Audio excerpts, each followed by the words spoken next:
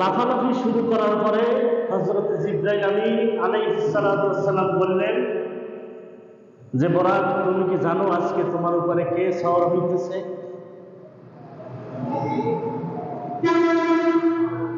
হযরত জিবরাইল আলাইহিস সালাতু ওয়াস সালাম বরাককে ডেকে ডেকে বললেন, বরাক, তোমার উপরে আজকে কে সওয়ার হইতেছে তুমি জানো নি?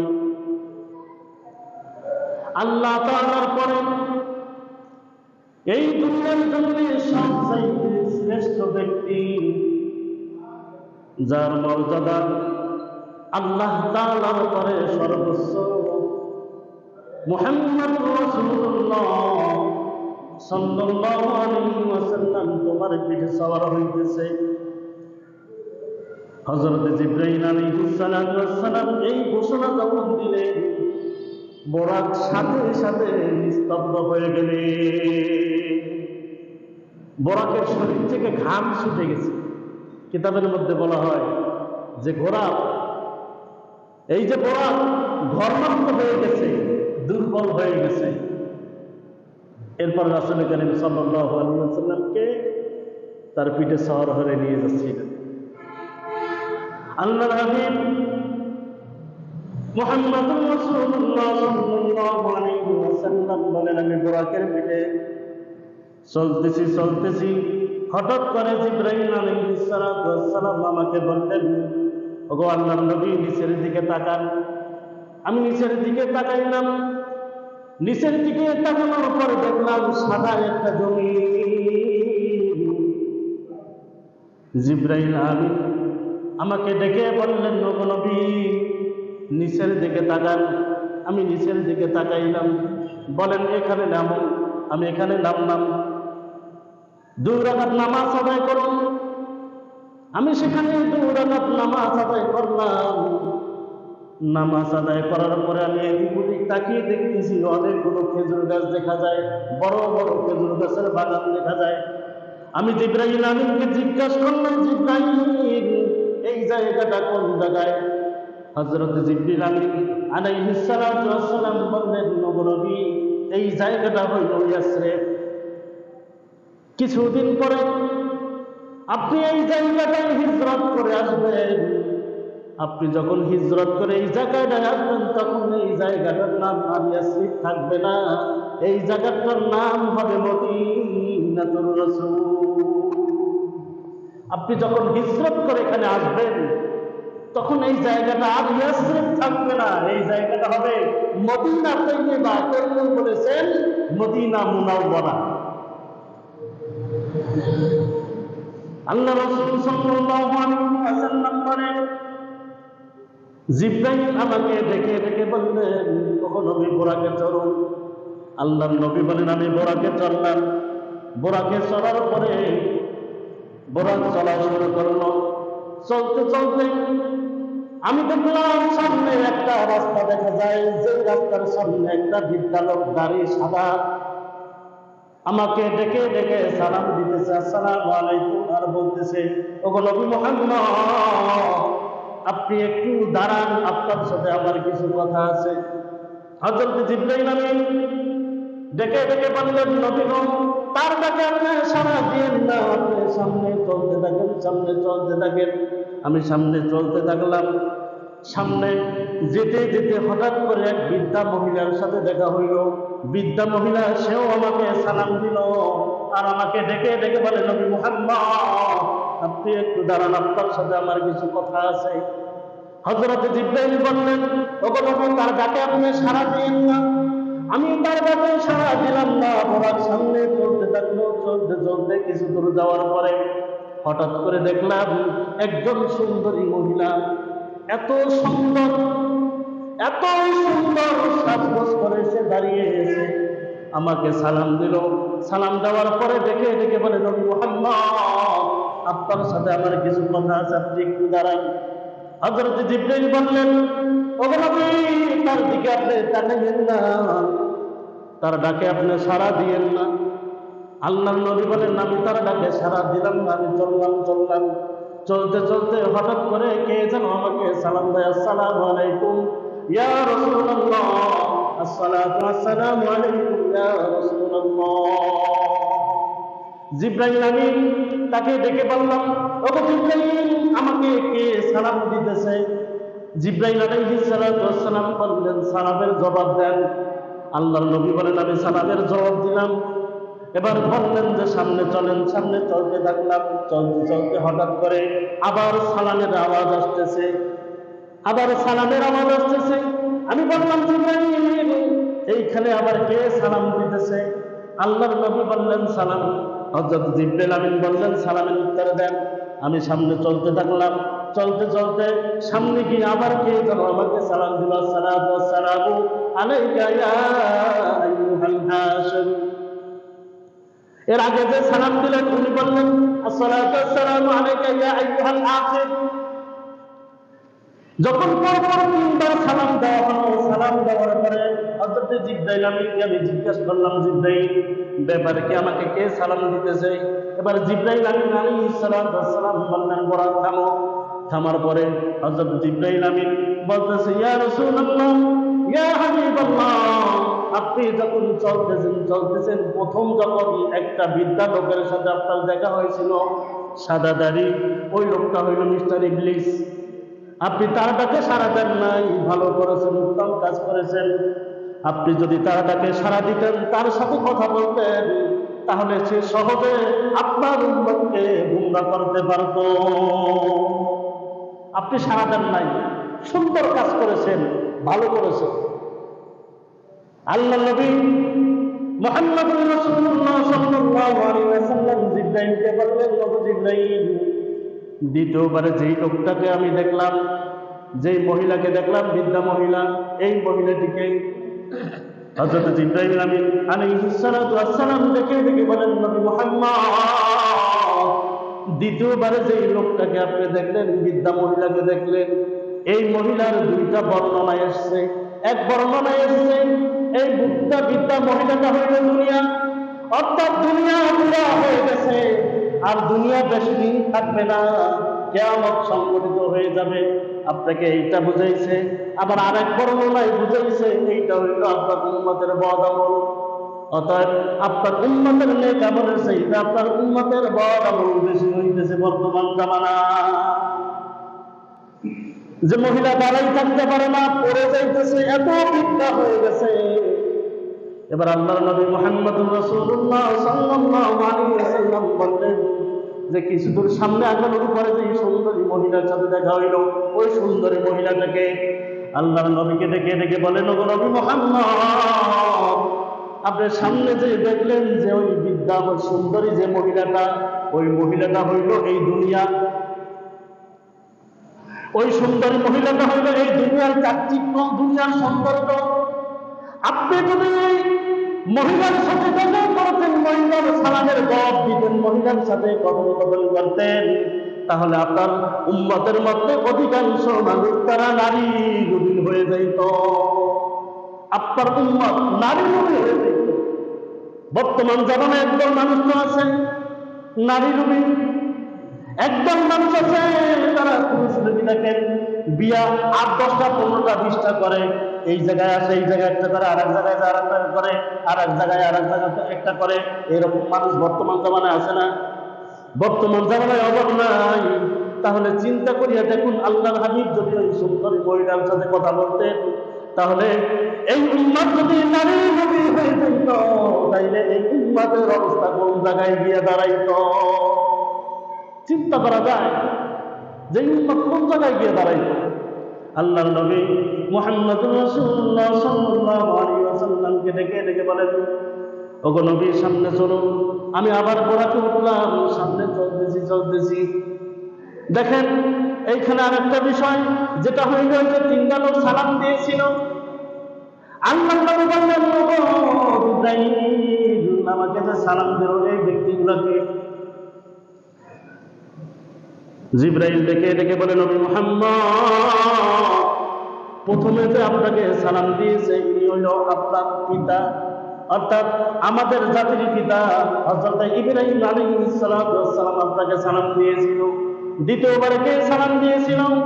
দ্বিতীয়বারে হযরত মূসা আলাইহিস সালাতু ওয়াস সালাম সালাম দিয়েছিলেন।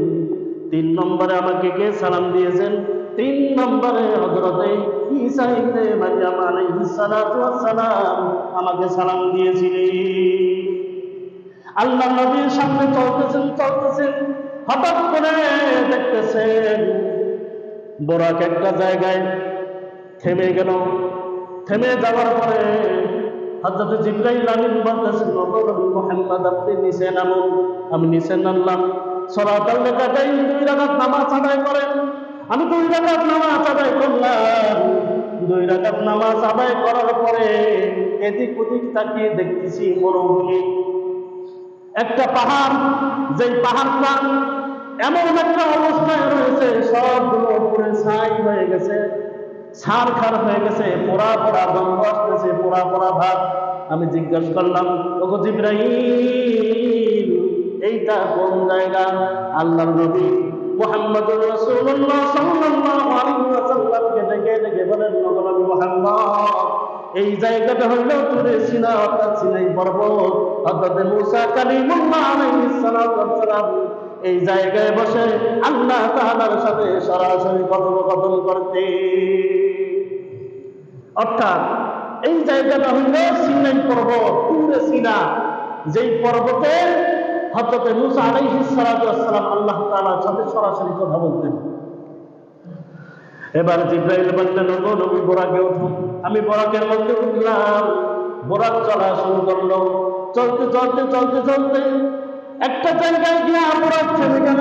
থেমে যাওয়ার পরে আল্লাহ নবী হযরত জিবরাইল আলাইহিস সালাতু ওয়াস সালাম আল্লাহ নবীকে ডেকে বললেন, নবী এখানে থামেন, এখানে নেমে যান, 2 রাকাত নামাজ আদায় করেন। আমি 2 রাকাত নামাজ আদায় করলাম। 2 রাকাত নামাজ আদায় করার পরে আমি জিজ্ঞাসা করলাম, জিবরাইল এই জায়গাটা কোন জায়গা?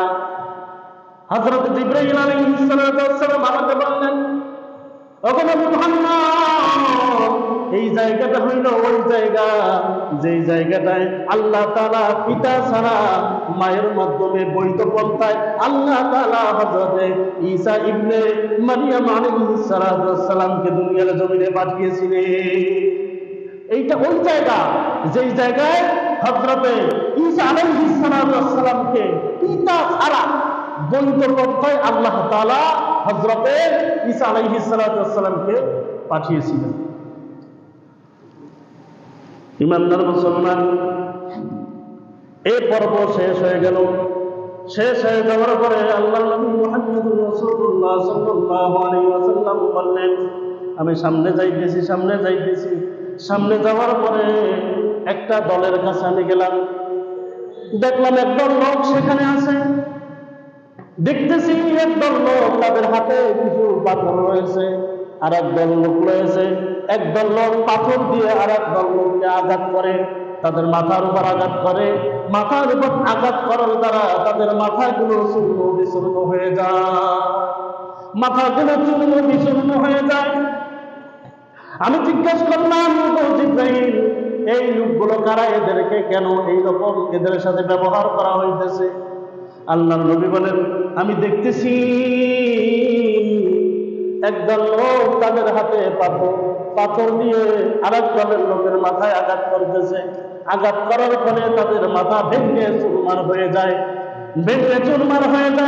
আবার যখন পাথর টুকালে আমি আনতে তাদের মাথা ঠিক হয়ে যায়, আবার আঘাত করি, আবার পাথর পড়ে যায়, আবার পাথর আনতে তাদের মাথা ঠিক হয়ে যায়। আমি হযরত জিবরাইল আমিনকে জিজ্ঞাসা করলাম, জিবরাইল এই লোকগুলো কারা? এদের সাথে এইরকম আচরণ কেন করা হইতেছে? এবার জিবরাইল আলাইহিস সালাতু ওয়াস সালাম ডেকে বলতেছেন, ওগো নবী মুহাম্মদ, এই হইল আপনার একদল উম্মত যারা নামাজের মধ্যে অবহেলা করত, নামাজ আদায় করত না, নামাজের ভিতরে গান করত, নামাজ আদায় করত না। প্রত্যেকদিন মুয়াজ্জিন 5 বার কইরা ডাক দেয়, হাইয়া আলাস সালাহ, এসো নামাজের দিকে, হাইয়া আলাল ফালাহ, নামাজ পড়লেই তোমার কল্যাণ হবে। এইরকম ভাবে প্রত্যেকদিন 5 বার মুয়াজ্জিন তাদেরকে ডাকতো, কিন্তু মুসলমান তারা মসজিদে আসতো না, নামাজ আদায় করতো না। এই জন্য এদের শাস্তি দেওয়া হইতেছে। আল্লাহ নবী ডেকে বলেন, জিবরাইল তাদের এই শাস্তি কতদিন দেওয়া হবে? আল্লাহ নবী মুহাম্মদ রাসূলুল্লাহ সাল্লাল্লাহু আলাইহি ওয়াসাল্লামকে ডেকে বললেন, ওগো নবী মুহাম্মদ, এদেরকে কিয়ামত পর্যন্ত এইরকম ভাবে শাস্তি দেওয়া হবে না। নাউযুবিল্লাহ। আল্লাহ রাসূল সাল্লাল্লাহু আলাইহি সাল্লাম কি দেখলেন? যে একদল মানুষ হাতে পাথর, আর একদল মানুষের মাথায় আঘাত করতেছে। মাথায় আঘাত করার দ্বারা তাদের মাথাগুলো চূর্ণ বিচূর্ণ হয়ে যায়, ভেঙ্গে চুরমার হয়ে যায়। আল্লাহ রাসূল সাল্লাল্লাহু আলাইহি সাল্লাম জিজ্ঞেস করলেন, এদের সাথে এরকম কেন আচরণ করা হইতেছে? যে এদের সাথে এই জন্য এইরকম আচরণ করা হইতেছে, এরা নামাজে গাফেল ছিল, নামাজে অলসতা করত, সেটা নামাজ আদায় করত না। আল্লাহ রাসূল সাল্লাল্লাহু আলাইহি ওয়াসাল্লাম আরেকটু সামনে গেলেন। সামনে যাওয়ার পরে দেখতেছেন একদল মানুষের গাল করাত দিয়ে কাটা হইতেছে। কি দিয়ে কাটা হইতেছে? করাত দিয়ে তাদের চোয়াল কাটা হইতেছে। এই পাশে যখন কাটে, কাটার পর যখন এই পাশে যায়, তাদের চোয়ালগুলো আবার ঠিক হয়ে যায়। আবার এই পাশে আসে, এই পাশের চোয়ালগুলো ঠিক হয়ে যায়। এইরকম ভাবে তাদের শাস্তি হইতেছে। আল্লাহ নবী মুহাম্মদ সাল্লাল্লাহু আলাইহি ওয়াসাল্লাম ডেকে বললেন, ওগো জিবরাইল, এই লোকগুলো কারা? এদেরকে এই রকম আচরণ এদের সাথে কেন করা হইতেছে? আল্লাহ নবী মুহাম্মদুর রাসূলুল্লাহ সাল্লাল্লাহু আলাইহি ওয়াসাল্লামকে ডেকে বলেন, ওগো নবী মুহাম্মদ, এইগুলো হইল আপনার ওই সমস্ত উম্মত যারা মিথ্যা নিউজ প্রচার করত, যারা মিথ্যা গুজব ছড়াইত। টিভি চ্যানেলের মাধ্যমে হোক, পত্রিকার মাধ্যমে হোক, মৌখিকভাবে হোক, তারা মিথ্যা প্রচার করত, মিথ্যা গুজব ছড়াইয়া মানুষের মাঝে ভয় ভীতি সৃষ্টি করত। ইমানদার মুসলমান, এই হাদিসের অন্তর্ভুক্ত ওই সমস্ত টিভি চ্যানেল, ওই সমস্ত পত্রিকা, যেই সমস্ত পত্রিকাগুলো নিউজ হয় একটা, বুঝায় আর একটা, হয় একটা বলে আর একটা, এইরকম ভাবে তারা মিথ্যা গুজব ছড়াইত, মিথ্যা গুজব ছড়াইয়া মানুষের ভিতরে ভীতি সঞ্চার করত। এই হাদিসের অন্তর্ভুক্ত হইল এই লোকদেরকে হাসরে আল্লাহ রাসূল সাল্লাল্লাহু আলাইহি ওয়াসাল্লাম দেখলেন তাদের করাত দিয়ে তাদের চোয়ালগুলো কাটা হইতেছে। আল্লাহর হাবিব মুহাম্মদুর রাসূলুল্লাহ সাল্লাল্লাহু আলাইহি ওয়াসাল্লাম ডেকে বললেন, ওগো জিবরাইল, তাদের শাস্তি এভাবে কতদিন দেওয়া হবে? আল্লাহর হাবিবকে ডেকে বলেন, ওগো নবী মুহাম্মদ, আপনার এই উম্মতদেরকে কিয়ামত পর্যন্ত এইরকম ভাবে শাস্তি দেওয়া হবে। এইরকম ভাবে কিয়ামত পর্যন্ত আপনার উম্মতদের শাস্তি দেওয়া হবে যারা কি করছে? মিথ্যা গুজব ছড়াইছে, পত্রিকার মাধ্যমে, টিভি চ্যানেলের মাধ্যমে, মিডিয়ার মাধ্যমে, যেভাবে তারা মিথ্যা ঘটনা ঘটাইছে, রটাইছে, ছড়াইছে, হয়েছে এতটুকু, বানাইছে একটা। এইরকম ভাবে এই যে ছড়াইছে, এদের শাস্তি কি হবে? হাসরের ময়দানে করাত দিয়ে তাদের চোয়াল কাটা হবে। এরকম শাস্তি কিয়ামত পর্যন্ত হইতে থাকবে। আল্লাহ তাআলা আমাদেরকে এই শাস্তি থেকে হেফাজত করুন। ইমানদার মুসলমান, আল্লাহর হাবিব মুহাম্মদুর রাসূলুল্লাহ সাল্লাল্লাহু আলাইহি ওয়াসাল্লাম বলেন, আমি সামনে যাইতেছি, হঠাৎ করে দেখতেছি বিশাল একটা গর্ত। সেই গর্তের ভিতরে দেখতেছি আগুন দাউ দাউ করে জ্বলতেছে, দাউ দাউ করে আগুন জ্বলতেছে, এবং দেখতেছি তার ভিতরে কিছু উলঙ্গ নারী পুরুষ আগুনের ভিতরে তারা উঠতেছে। আমি দেখলাম যে যখন আগুনের তাপটা বেড়ে যায়, ভিতর থেকে উলঙ্গ নারী পুরুষ আগুনের উপর থেকে উপরে উঠে, আবার নিচে যায়, আবার উপরে উঠে, আবার নিচে যায়, আবার উপরে উঠে, এমন ভাবে তারা চিৎকার করতেছে। আগুনে পোড়ার কষ্ট ইমানদার মুসলমান ভুক্তভোগী ছাড়া আর কেউ জানে না। সামান্য দুনিয়ার আগুনের ভিতরে যদি একটা সামান্য মোমবাতি জ্বালাইয়া যদি তার ভিতরে একটু আগুন দেওয়া যায়, বেশি সময় রাখা যায় নাকি? বেশি সময় রাখা যায় না। ইমানদার মুসলমান, জাহান্নামের যে আগুন পৃথিবীর আগুনের চাইতে আরো হাজার হাজার গুণ বেশি। এই আগুনের ভিতরে তারা জ্বলতেছে। আমি জিজ্ঞাসা করলাম, ওগো জিবরাইল, তাদেরকে এইরকম শাস্তি কেন দেওয়া হইতেছে? তাদেরকে এইরকম শাস্তি কেন দেওয়া হইতেছে? হযরত জিবরাইল আলাইহিস সালাতু ওয়াস সালাম আমাকে ডেকে বললেন, ওগো আল্লাহর নবী মুহাম্মদ, এদেরকে এই জন্য শাস্তি দেওয়া হইতেছে, এরা আপনার ওই উম্মত যারা বিবাহ করার পরেও, স্ত্রী থাকার পরেও, অথবা স্বামী থাকার পরেও তারা জিনা ব্যভিচারে লিপ্ত হইত, জিনা ব্যভিচার করত, জিনা ব্যভিচারের সাথে লিপ্ত হইত। ঘরে স্বামী আছে, তারপরেও স্বামীর অগোচরে তারা জিনায় লিপ্ত হইত। স্ত্রী আছে, তারপর অন্য স্ত্রীর কাছে যাইতো, তাদের চাহিদা মিটাইতো। এইরকম ভাবে যাদের কর্ম ছিল, আল্লাহ তাআলা এদেরকে হাসরের ময়দানে এই যে চুলা দেখতেছেন, এই যে চুলার মধ্যে আগুন জ্বলতেছে, দাউ দাউ করে জ্বলতেছে, তারা পড়তেছে আর চিৎকার করতেছে। এরা হইল ওই সমস্ত ওই নারীগুলো যারা স্বামী স্ত্রী থাকা সত্ত্বেও তারা জেনায় লিপ্ত হইত, যারা জেনাকে বিচার করত, তাদের শাস্তি এইরকম ভাবে। আল্লাহ নবী মুহাম্মদুর রাসূলুল্লাহ সাল্লাল্লাহু আলাইহি ওয়াসাল্লাম বললেন, ওগো জিবরাইল, তাদেরকে এইরকম শাস্তি কতদিন দেওয়া হবে? হযরত জিবরাইল আলাইহিস সালাম বললেন, কিয়ামত পর্যন্ত তাদেরকে এইরকম ভাবে শাস্তি দেওয়া হবে। এবার আল্লাহর নবী সাল্লাল্লাহু আলাইহি ওয়াসাল্লাম আস্তে আস্তে আরো সামনের দিকে অগ্রসর হইতেছে, সামনের দিকে যাইতেছে, হঠাৎ করে দেখতেছে একটা রক্তের নদী। কিসের নদী? রক্তের নদী। যেই নদীটায় রক্ত প্রবাহিত হয়, দেখতেছি একদম মানুষের রক্তের ভিতরে সাঁতার কাটতেছে, রক্তের ভিতরে সাঁতার কাটতেছে। এবং দেখতেছি আর একদল মানুষ উপরে হাতে পাথর নিয়ে দাঁড়িয়ে আছে। ওই লোকগুলো যখন সাঁতার কাটতে কাটতে কিনারে আসে, তাদের মাথায় পাথর দিয়ে আঘাত করে, তারা আবার মাঝে চলে যায়, আবার আসে, আবার পাথর মারে, আবার চলে যায়। এইরকম ভাবে তাদের শাস্তি দেওয়া হইতেছে। আল্লাহর নবী হযরত মুহাম্মদুর রাসূলুল্লাহ সাল্লাল্লাহু আলাইহি ওয়াসাল্লাম জিজ্ঞাসা করলেন, জিবরাইল, এই লোকগুলো কারা? এদেরকে এইরকম শাস্তি কেন দেওয়া হইতেছে? আল্লাহর নবী মুহাম্মদুর রাসূলুল্লাহ সাল্লাল্লাহু আলাইহি ওয়াসাল্লাম ডেকে বলেন, নবী মুহাম্মদ, এরা হইল আপনার ওই সমস্ত উম্মত যারা দুনিয়ার জমিনে থাকতে সুদ খাইতো। কি খাইতো? সুদ খাইতো। দুনিয়ার জমিনে থাকতে সুদ খাইতো।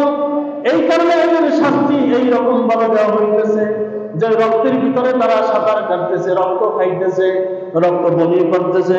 এইরকম ভাবে তাদের শাস্তি কিয়ামত পর্যন্ত হইতে থাকবে। অন্য একটা অন্যায় আছে, হাসরের ময়দানে সুদ করতে মানুষ দেখলেই চিনবে যে তারা সুদ করেছিল। কিরকম ভাবে চিনবে? যে একদল মানুষ দেখবে তাদের পেটগুলো বিশাল এক একটা পেট, এবং তাদের পেটের ভিতরে সাপ কিলবিল করতেছে। বাহির থেকে দেখা যাবে যে তাদের পেটের ভিতরে সাপ কিলবিল করতেছে। বহিরাগত মানুষগুলো, যারা বাইরের মানুষগুলো, তারা দেখে চিনবেন যে এই লোকটা দুনিয়ার জমিনে সুদ করেছিলেন, এবং তার পেটের ভিতরে বড় বড় সাপ নড়াচড়া করতেছে, কিলবিল করতেছে। ইমানদার মুসলমান, আল্লাহ তাআলা আমাদের সবাইকে এই সুদের জেলা থেকে হেফাজত করুন। এই সুদের গুণ থেকে আল্লাহ তাআলা আমাদেরকে হেফাজত করুন। এই যে সুদের আলোচনা এখন করতে গেলে অন্যদিকে আলোচনা চলে যাবে, এদিকে যাব না। আমার আলোচনা মূলত রাসূল করিম সাল্লাল্লাহু আলাইহি ওয়াসাল্লাম মেরাজ। যদি এই মেরাজে যাওয়ার পথে কি কি দেখলেন?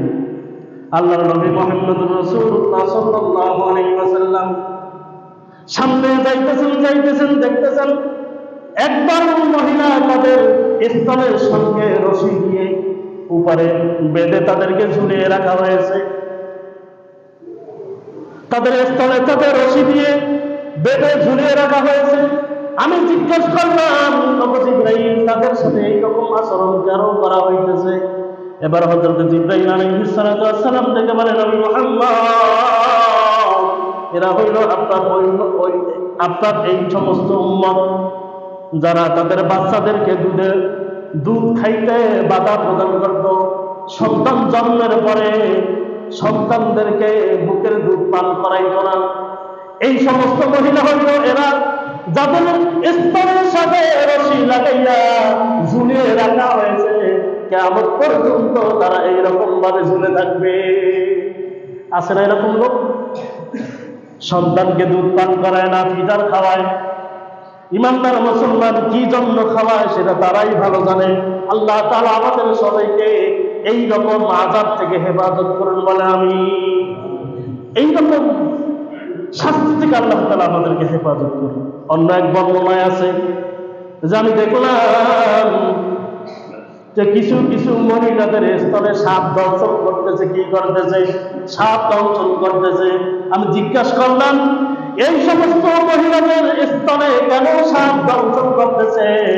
আল্লাহর নবী মুহাম্মদুর রাসূলুল্লাহ সাল্লাল্লাহু আলাইহি ওয়াসাল্লাম বলেন যে এই সমস্ত মহিলা যাদের স্তনে সাপ দর্শন করতেছে তারা হলো এই সমস্ত মহিলা যারা তাদের সন্তান জন্মের পরে সন্তানদেরকে স্তনের দুধ পান করায় না, স্তনের দুধ পান করতে দিত না তাদের।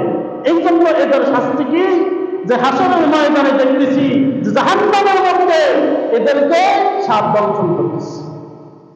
আল্লাহ তাআলা আমাদের সবাইকে এই যে কথাগুলো বললাম, আযাবের কথাগুলো শুনলাম, আল্লাহ তাআলা আমাদের সবাইকে এর থেকে হেফাজত করুন।